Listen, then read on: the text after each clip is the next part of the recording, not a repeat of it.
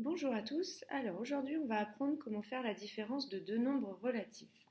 Alors pour ça il faut absolument maîtriser la somme de deux nombres relatifs. Si jamais vous ne la maîtrisez pas, allez voir la vidéo, d'accord. Elle est dans la playlist 5e, comme ça vous saurez un petit peu comment faire et vous pourrez aborder sereinement la différence de deux nombres relatifs. Alors pourquoi est-ce qu'il faut connaître la somme? Simplement parce que par exemple si j'ai moins 2, moins 5, le principe, ça va être de transformer ça en somme. Ça, c'est bien une différence, on a un moins ici. Et bien moi, je veux le transformer en somme, en addition. Pour ça, je garde moins 2, je vais mettre un plus et je vais écrire moins 5. En fait, moins 2 moins 5, c'est la même chose que moins 2 plus moins 5. Et ça, vous savez faire, puisque vous savez faire la somme de deux nombres relatifs. Il suffit de faire dans sa tête 2 plus 5 qui font 7. Et comme les deux sont négatifs, mon résultat est négatif, ça fait donc moins 7. Alors on peut aussi le faire de tête directement. Il y en a qui comprennent très bien les choses, ils voient moins 2, moins 5, tout de suite dans leur tête c'est logique, ça fait moins 7. Vous avez le droit, d'accord? Peu importe.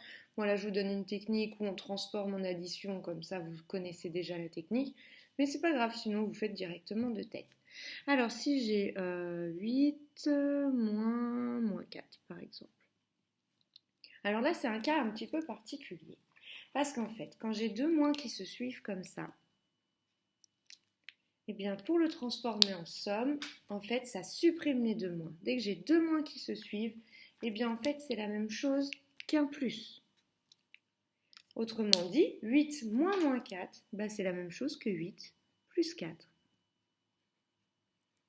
Et ça fait 12. Alors, si on fait un autre exemple, moins 5, moins 10, allez. Même chose, ici, vous voyez, j'ai deux signes moins qui se suivent, donc ça va se transformer en plus. J'aurai donc moins 5 plus 10. Et moins 5 plus 10, ça fait 5. D'accord? Je vous fais un tout dernier exemple. Qu'est-ce que je pourrais faire 13 moins... Je vais faire moins 13 moins 4. Allez. Donc là, si je transforme en addition, ça fait donc moins 13. Oups, pardon. Plus moins 4. Et ça fait moins 17. Voilà, donc vous voyez le principe, ça va être de faire bien attention quand on a deux moins qui suivent pour pouvoir le transformer en plus. Et puis quand on a juste un moins comme ça, on transforme en addition. Ça nous donne, par exemple, si ici on avait moins 5, ça nous donne plus moins 5.